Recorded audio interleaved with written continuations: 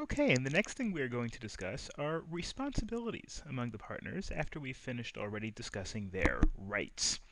Okay, these can be referred to, and this is something that's going to be important with regard to corporations later on. Pretty much all of the same rights that you're going to see here apply to corporate directors and corporate officers as well. So keep that in mind as we discuss this, that we're talking about it in the partnership section, but all this stuff is really going to be relevant to businesses in general, to corporations. And that is the duty of loyalty, the duty of information, the duty of care, and the duty of obedience, which is not quite as harsh or as all-encompassing as it sounds, but we are going to discuss it in a little bit of detail. Okay, let's first start with the duty of loyalty. And the duty of loyalty means a partner owes a responsibility not to act adversely to the interests of the partnership, or, as we'll see a little bit later on, the corporation as well. That means, really, as you can see from the last bullet point over here, in the case of a conflict between partnership interests and personal interests, the interests of the partnership, the interests of the corporation or the interests of the business come first. Now, that of course doesn't mean that you're not allowed to negotiate for a higher salary with your company because your company would be better off giving you a lower salary. Doesn't mean any of that, of course. It does have some specific ramifications, and those specific ramifications are as follows. We've got a partner cannot self-deal with the partnership without permission. That means if you are a partner or you are a corporate director and you own an element of the company, you cannot make a deal between your own private interests and the company interests. For example, if you own a house and you say, well, hold on a second, I have an idea. Why don't I need to sell my house? I need to move. So why don't I sell the house to the partnership, or why don't I sell the house to the corporation that I am a director of, or the partnership that of which I am a partner? That is called self-dealing, and it is a breach of the duty of loyalty unless the other partners and the other corporations, the other corporate directors, if it's a corporation, know of the fact that you're making this self deal. You're essentially making a deal with yourself in your own personal capacity with the company. And also, it doesn't say so on the slide, but there also is a fairness requirement. There's the idea that the deal has to be fair to the partnership. If I make a deal where I sell my house to the partnership for $500,000 and my house is only worth $300,000, a court can actually strike that down. That would be considered a breach of my duty of loyalty to the company. Number two, you cannot usurp a corporate or partnership opportunity. And that means that if in the course of my doing business for a partnership, I am presented with an opportunity, I cannot take it for myself. I have to give it to the partnership. For example, if the partnership is buying a building, and while I'm working on that deal, I find out that the neighboring building is also for sale. Let's say the neighbor comes up to me and says, hi, I know that you're working for Jim and Joe's partnership and working to do this to buy this building. Well, I've got the next door building that's also a good building, and how would you like to buy that from me as well? And if I say, well, I don't want to do it on behalf of the partnership, I don't want to do it on behalf of Jim and Joe, but I would like to do it in my own personal capacity. I'll give you the money. That is usurping a partnership opportunity. That is taking an opportunity that you found out about and that you got in the context of the business that you were doing for the company, and you're taking it for yourself. That's a breach of the responsibility of loyalty as well. Compete with the partnership without permission. If the partnership, for example, opens up a bunch of coffee houses, and I decide to open up my own coffee house next door or down the block from one of the company's coffee houses, I am essentially competing with myself. Now, there's nothing inherently illegal about competing with yourself or competing about anybody else, but if you have partners in one venture and you have different partners in the other venture or no partners in the other venture, you're essentially violating the responsibility you have to your first partners.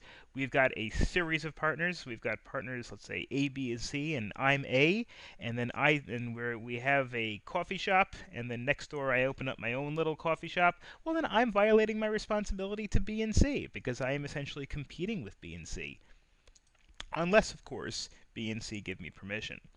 make secret profits from partnership business, very similar to the idea of corporate opportunity, but this could be, let's say, getting kickbacks or getting gratuities if I steer business. For example, if I make a deal with a real estate agent, well, if I steer the business to you, you'll pay me a certain amount of money on the side as a referral fee. Now, that, of course, sidesteps the issue of whether you can do that in the first place. Let's put it this way. Getting a kickback in order for steering business towards somebody, getting kind of a referral fee, can be okay in some circumstances. In some circumstances, it's illegal. So then, you can actually go to jail for doing that in some cases. But in many cases, it is okay. In many cases, it's fine.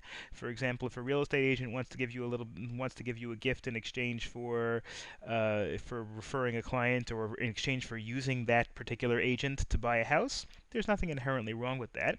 But even in cases where it's okay, if you are getting money in your own personal capacity, when the business you were doing was on behalf of a partnership or on behalf of a corporation, that is a breach of your responsibility of loyalty.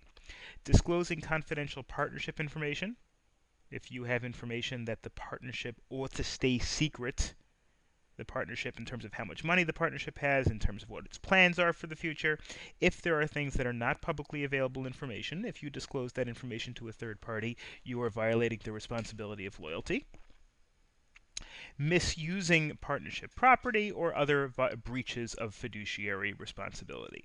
This word fiduciary is the idea that you owe a responsibility to your partners to act as somebody that is trusted. Fiduciary really just means that you're acting in a way that is helpful to your partners, is helpful to the other people that are in your business. And if you act in any other way, even though we've already discussed some examples, the idea of usurping a corporate opportunity, competing without permission, making secret profits, disclosing information, these are all examples of the duty of loyalty, but the point is this is not a limitation. It's not like these are the only possibilities of breaching the responsibility of loyalty. There are other examples where responsibilities of loyalty could be breached, and if one of these arises, even if maybe it hasn't been thought of, if it's not on this slide, it doesn't matter, anything that can be construed or can be looked at by a court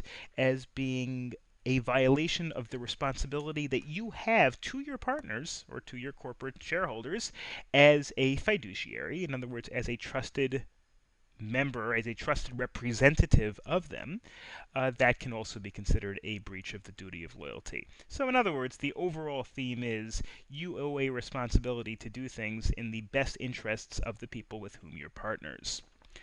Then you've got the duty of care. Duty of care is a responsibility that you owe to your partners in a way that means that in addition to being faithful and loyal, you also have to show some level of competence.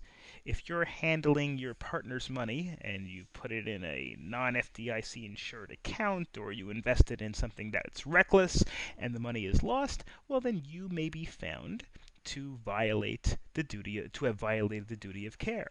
And if the partners lose money because you negligently invested their money poorly or you negligently allowed their money to be lost for whatever reason,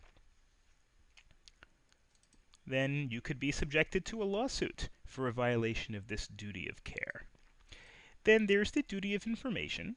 The duty of information is a simple one. You, as a partner or as a managing partner, again, as a corporate director or a corporate officer, or anybody who is conducting business on behalf of a partnership or on behalf of a business, have a responsibility to share whatever information you possess. That's relevant. Obviously, you don't have to share everything, but if it's relevant to the business, if it's important, if it's the sort of thing that the other party ought to know about, well, then you have a responsibility to share that information with with the people that are with you, are in terms of ownership of the partnership or the corporation. There's no particular black letter rule in terms of exactly what information must be shared and what information doesn't have to be shared. It's the sort of thing that has to be looked at on a case-by-case basis. And if somebody is alleging a violation, if somebody is alleging that, well, you didn't inform me of this information, and therefore the person is suing you, well, then the court would have to look at, or the jury would have to look at, is this information that a partner normally ought to have? If it's the sort of thing that a partner normally ought to know, well, then failing to disclose that information could be considered a violation of the fiduciary duty that you have to your partners. And finally, you've got this duty of obedience. Now, duty of obedience doesn't mean you have to listen to everything your partners tell you. Your partners tell you to do something, well, you have just as much right to act on behalf of the partnership as your partners do.